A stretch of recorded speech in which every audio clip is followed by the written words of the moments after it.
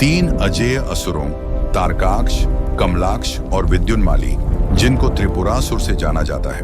तारकाक्ष, कमलाक्ष और विद्युन्माली ने ब्रह्मा जी की कठोर तपस्या की। उन्हें वरदान मिला कि वे तीन अदृश्य पुर, जिन्हें उड़ने वाले महल कहते हैं, पुर में रहेंगे और केवल एक ही बाण से तीनों को भेदने वाला ही उनका वध कर सकेगा, और वह भी तब जब तीनों पुर एक सीध में हों, जो 1000 वर्षों में एक बार होता है। अब सवाल यह है, क्या त्रिपुरासुरों का वध संभव हो पाएगा? पूरा सच जानने के लिए वीडियो अंत तक देखिए और हमारे चैनल हिंदू मिथ्स को सब्सक्राइब और लाइक करें।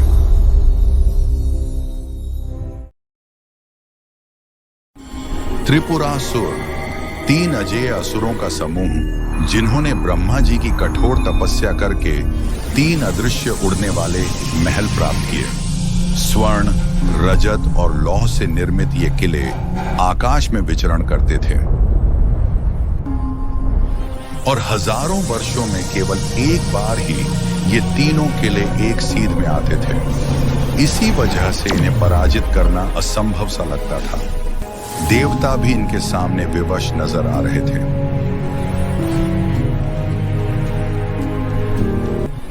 तारकाक्ष, कमलाक्ष और विद्युन्माली, ये तीनों असुर भाई अपने अजेय किलों में निश्चिंत होकर रहते थे। उन्हें विश्वास था कि कोई भी उन्हें हरा नहीं सकता। उनका अहंकार आसमान छू रहा था। इन असुरों ने तीनों लोकों में अपना आतंक फैला दिया। स्वर्ग लोक में इंद्र भी डरे हुए थे। पृथ्वी पर मनुष्य त्राही त्राही कर रहे थे। पाताल लोक भी उनके आतंक से नहीं बचा था। देवताओं की स्थिति दयनीय हो गई थी। यज्ञ अनुष्ठान बंद हो गए थे। धर्म का मार्ग अवरुद्ध हो गया था।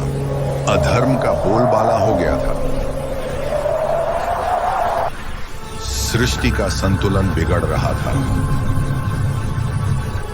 अंततः सभी देवताओं ने मिलकर निर्णय लिया कि अब केवल एक ही आशा बची है, भगवान शिव।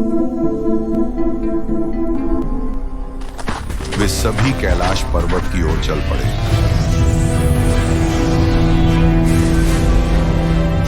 अपनी व्यथा लेकर भोलेनाथ के पास।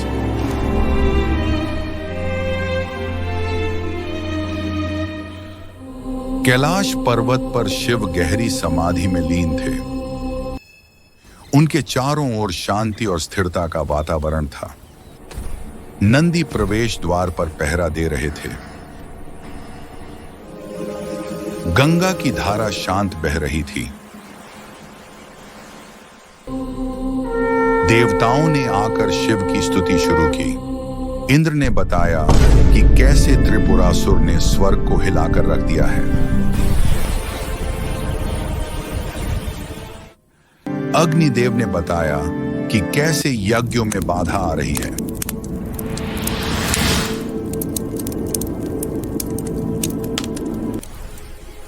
वायुदेव ने कहा कि उनकी गति भी अवरुद्ध हो गई है। वरुण देव ने जल संकट की बात कही। सभी देवता एक स्वर में शिव से प्रार्थना कर रहे थे, हे महादेव, हमें बचाइए।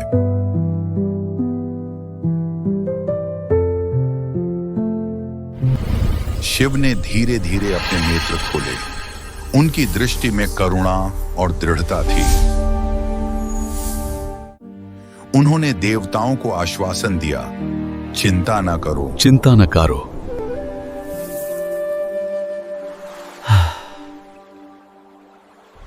धर्म की रक्षा के लिए मैं अवश्य कार्य करूंगा।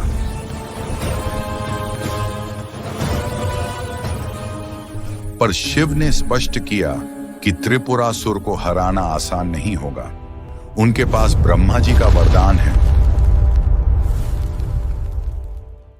उन्हें हराने के लिए एक विशेष रथ और दिव्य अस्त्रों की आवश्यकता होगी।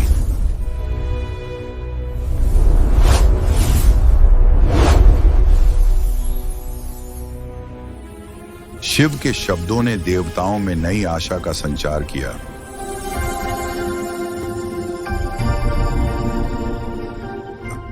सभी ने एक स्वर में कहा, हे भोलेनाथ, आप जो आज्ञा देंगे हम सब तैयार हैं। हम सभी की शक्तियां आपके चरणों में हैं।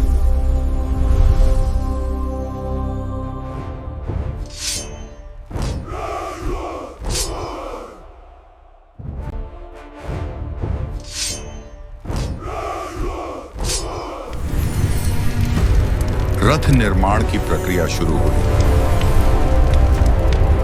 सबसे पहले पृथ्वी देवी ने स्वयं को रथ का आधार बनाया। पर्वत, नदियां और वनस्पतियां सभी रथ के निर्माण में समाहित हो गई।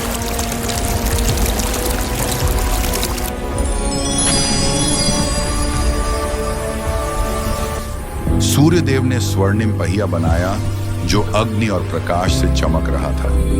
चंद्रदेव ने रजत पहिया बनाया जो शीतलता और शांति बिखेर रहा था। दोनों पहिए संतुलन का प्रतीक बने।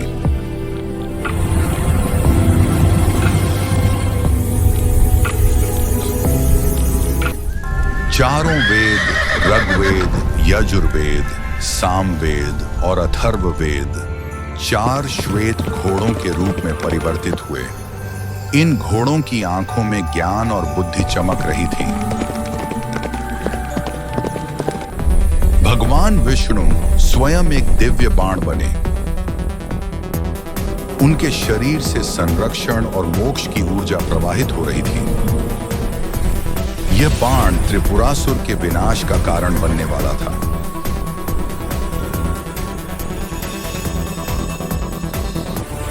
इंद्र ने अपना वज्र रथ के ऊपर स्थापित किया। वरुण देव ने जल का एक सुरक्षा कवच बनाया। वायु देव ने वायु की एक अदृश्य दीवार खड़ी की।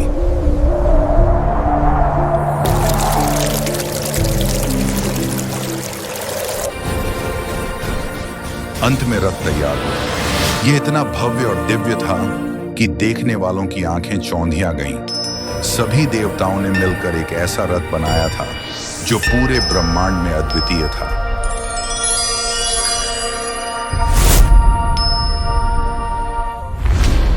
शिव ने रथ पर सवार होकर अपना त्रिशूल उठाया। उनके चेहरे पर दृढ़ संकल्प था। नंदी ने गर्जना की और आकाश मार्ग शुरू हुआ।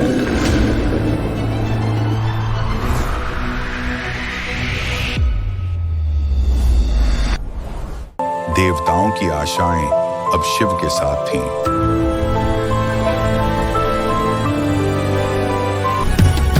रथ तेज गति से आकाश में उड़ने लगा। सूर्य और चंद्रमा के पहिए चमक रहे थे। वेदों के घोड़े बादलों को चीरते हुए आगे बढ़ रहे थे। यह दृश्य अद्भुत और भव्य था।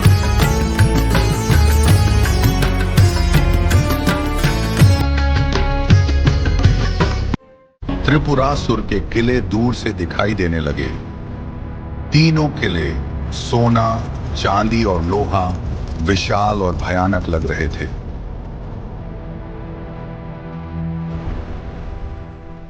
उनसे निकलती हुई काले ऊर्जा की लहरें दिख रही थी। असुरों ने शिव को आते देखा। उन्होंने हंसकर मजाक किया।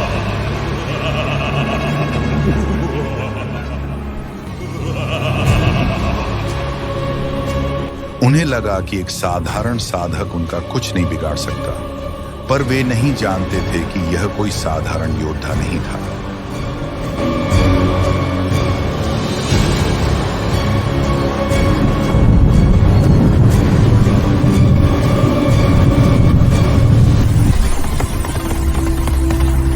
शिव ने रथ को रोका और गहरी समाधि में बैठ गए। उनका तीसरा नेत्र हल्का सा चमकने लगा। उनके शरीर से दिव्य तेज निकलने लगा। कुछ अद्भुत होने वाला था।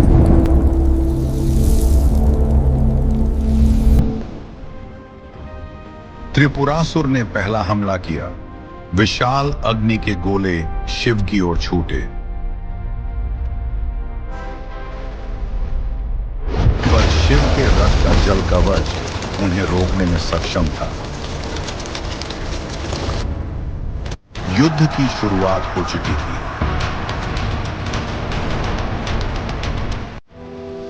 शिव का तीसरा नेत्र पूरी तरह खुल गया। उसमें से प्रचंड अग्नि निकलने लगी। उनके शरीर का रूप बदलने लगा। कालाग्नि रुद्र का प्राकट्य होने वाला था। और फिर वह क्षण आया। शिव के शरीर से एक दूसरा रूप प्रकट हुआ।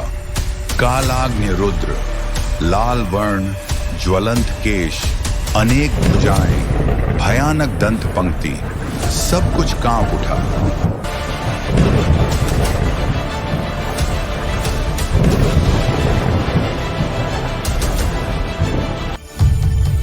कालाग्नि रुद्र की गर्जना से आकाश कांप उठा। बादल फटने लगे, पहाड़ हिलने लगे। असुरों का अहंकार डर में बदल गया। उनकी हंसी गायब हो गई।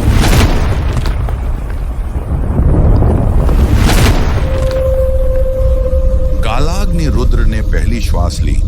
उनके मुख से देवी काली प्रकट हुई। उनके साथ हजारों रुद्र सैनिक आए। यह सेना भयानक और अजेय लग रही थी।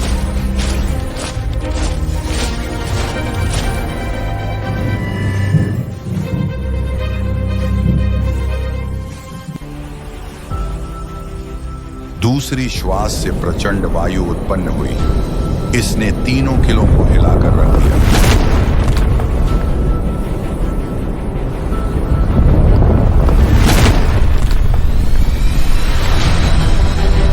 किलों की नींव डगमगाने लगी।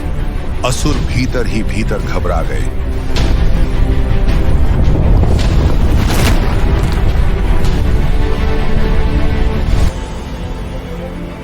तीसरी श्वास से प्रलयंकुश अस्त्र निकला। यह अस्त्र विष्णु के बाण से जा मिला। अब बाण में संपूर्ण ब्रह्मांड की शक्ति समा गई। विनाश का क्षण नजदीक था।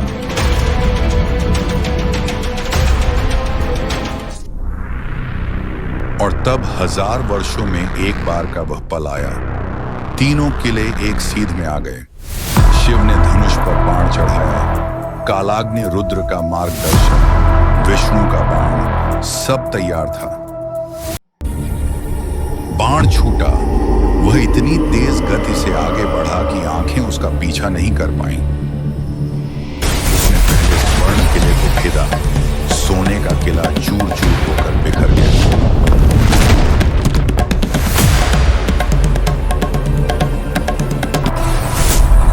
बाण रुका नहीं। वह सीधा रजत किले में घुसा। चांदी के टुकड़े आकाश में बिखर गए। किले का अस्तित्व मिट गया।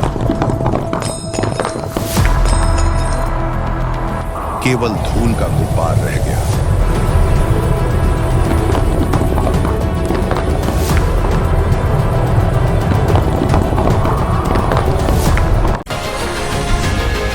अंत में लौह किला बचा था। बाण ने उसे भी भेद डाला। लोहा पिघल कर बहने लगा।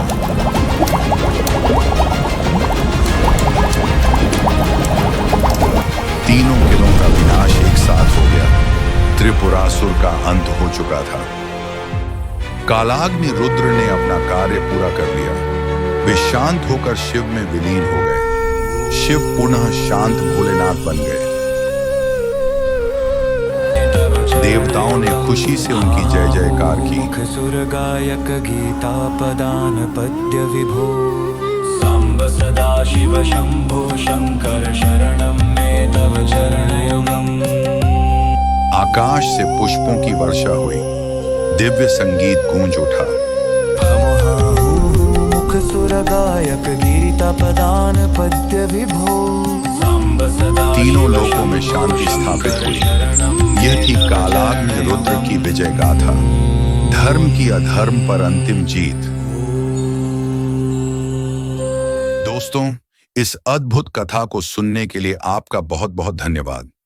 अगर आप चाहते हैं कि हम ऐसी ही और रहस्यमयी कहानियां आपके लिए लेकर आते रहें, तो कृपया हिंदू मिथ्स चैनल को सब्सक्राइब करें और घंटी के आइकन को जरूर दबाएं ताकि आपको अगले वीडियो का नोटिफिकेशन मिल सके।